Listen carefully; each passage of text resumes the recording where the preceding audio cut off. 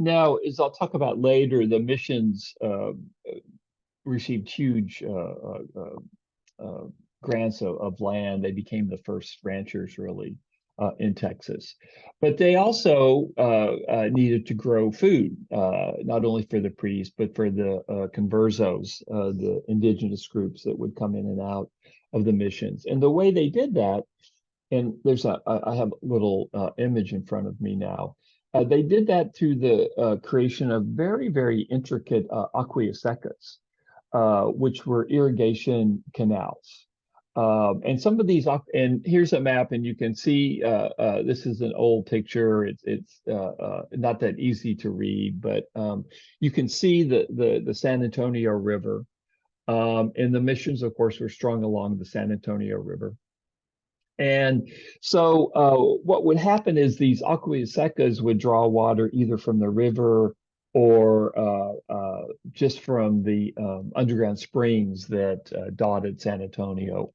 At this point in history, a lot of those underground springs have dried up since the 1700s. But as I've talked about in previous podcasts, the San Antonio area was basically an oasis because of the Edwards Aquifer. There was the San Antonio River, but there was also water from the aquifer, which was of course, for the Spanish, that was very important because, as we all know, this is a semi-arid region at San Antonio. And of course, this summer, it's not been semi-arid. It's been we can take the semi away from that.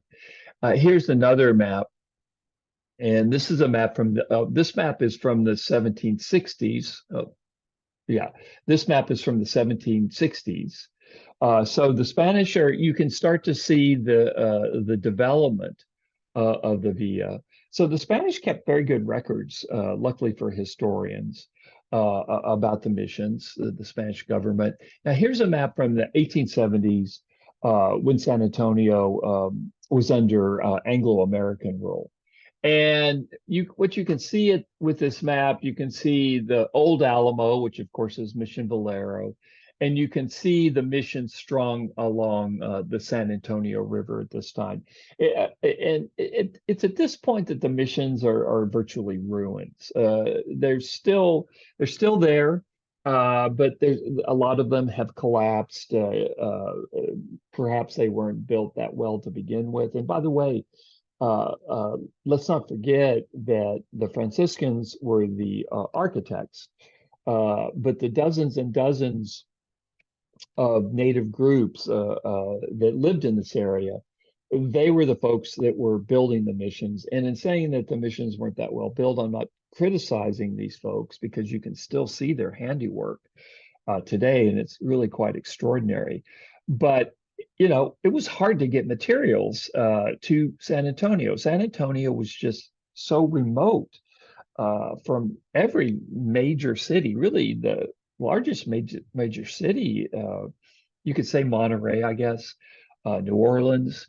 So I wouldn't criticize for what these groups for what they didn't get done. I just kind of stand in awe with what they did accomplish. Ultimately, the native groups' disease finally caught up with them. And by the early 1800s, the missions were secularized. The Spanish government pulled its support from the missions. I've talked before about how today there are many folks in San Antonio, and I've had students in the past email me. You can do a 23andMe, and of course you can find out your genealogy. And now the estimate is that so there probably have been indigenous peoples in Texas for over 10,000 years because of the water. As it was been a meeting place for thousands and thousands of years.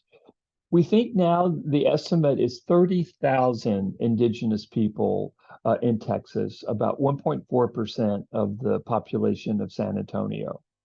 So still over 1.5% of the population of San Antonio are descendants of the indigenous peoples that were here not only during the Spanish period, but were here far previous. I mean, in some cases, hundreds, if not thousands of years previous to the Spanish period, which I think is pretty amazing if you think about it. And I think it's really quite heavy.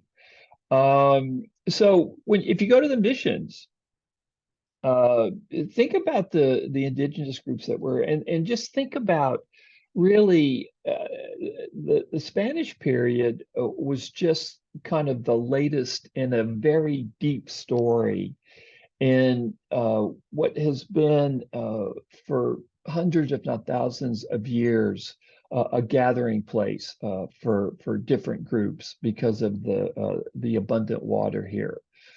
So this is a story that goes back at least 10,000 years and maybe even longer. In the Spanish period, it was just the latest in what's a very deep story. But what, of course, we have in the Spanish period, we have historical records, which we did not have before.